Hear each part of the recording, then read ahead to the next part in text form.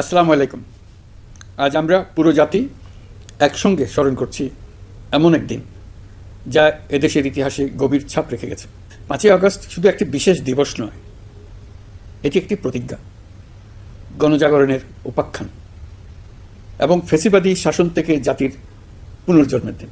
আজ আমি গভীর শ্রদ্ধার সঙ্গে স্মরণ করছি 1971 সালের স্বাধীনতা যুদ্ধের সকল বীর মুক্তিযোদ্ধাদের, যাদের আত্মত্যাগে আমরা পেয়েছি স্বাধীন সার্বভৌম বাংলাদেশ।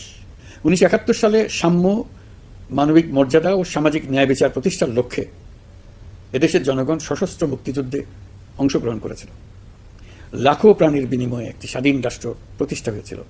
কিন্তু স্বাধীনতার অর্ধ শতাব্দী পরেও এদেশের মানুষ সুবিচার ও গণতন্ত্র থেকে বঞ্চিত হয়েছে, বৈষম্যের শিকার হয়েছে। 2024 সালের উত্তাল জুলাই ছিল বাংলাদেশের ইতিহাসে এক সংকটময় অধ্যায়, 16 বছরের পুঞ্জীভূত ক্ষোভের বহিঃপ্রকাশ। এদেশের এই বিপুল সংখ্যক তরুণরা 16 বছর ধরে ক্রমাগত হতাশায় নিমজ্জিত ছিল। ভালো ফলাফল করেও চাকরির জন্য ক্ষমতাসীনদের দুয়ারে দুয়ারে ঘুরেছে। চাকরিকে ঘিরে তৈরি হয়েছিল দুর্নীতি, স্বজনপ্রীতি আর তদবির বাণিজ্য।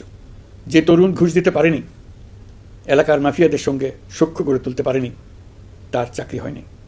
সরকারি চাকরিতে বৈষম্যমূলক কোটা পদ্ধতি, যেটা মূলত ছিল দুর্নীতি ও স্বজনপ্রীতির আরেকটা হাতিয়ার, এর বিরুদ্ধে তরুণ সমাজ দীর্ঘদিন ধরে প্রতিবাদ বিক্ষোভ করলেও ফ্যাসিবাদী শাসকের টনক নড়েনি। দীর্ঘ এই সময় প্রতিটি সেক্টরে মাফিয়াতন্ত্র কায়েম করে একটি সুবিধাভোগী শ্রেণী তৈরি করা হয়েছিল, যারা আর্থিক ও অন্যান্য সুবিধার বিনিময়ে স্বৈরাচারের পক্ষে কথা বলবে, কাজ করবে। স্বৈরাচারের পক্ষের সঙ্গী হলেই তার চাকরি হবে, কাজ মিলবে। সরকারি প্রতিষ্ঠান, শিক্ষা প্রতিষ্ঠান, অর্থনৈতিক প্রতিষ্ঠান, এমনকি বিচার ব্যবস্থা, আইনশৃঙ্খলা বাহিনী, গণমাধ্যম ও সাংস্কৃতিক মণ্ডলেও এই ধরনের সুবিধাভোগী শ্রেণী তৈরি হয়েছিল।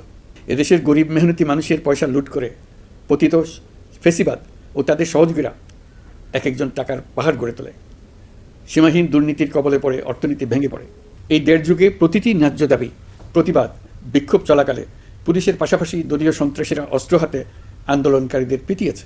গত 16 বছরে যারাই সরকারের সমালোচনা করেছে, নাগরিকদের অধিকারের পক্ষে কথা বলেছে, তাদেরকে গ্রেফতার অথবা গুম করা হয়েছে।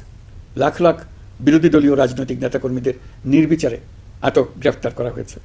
এই ভয়াবহ পরিস্থিতিতে 24 জুলাইয়ে দেশের ছাত্র সমাজ, তরুণ প্রজন্ম, সাধারণ মানুষ সবাই একত্রিত হয় এক নতুন দিনের প্রত্যাশায়। সমস্বরে তারা বলে ওঠে, এবার ফ্যাসিবাদকে যেতে হবে। তবু দেশের মানুষের বুকে গুলি চালিয়ে শেষ পর্যন্ত ক্ষমতা আঁকড়ে ধরে রাখতে চেয়েছিল ফ্যাসিবাদী সরকার। তারা নির্বিচারে গুলি করেছে, গ্রেফতার করেছে, ইন্টারনেট বন্ধ করে হত্যাকাণ্ডের তথ্য লুকাতে চেয়েছে। রাতের অন্ধকারে এলাকায় এলাকায় অভিযান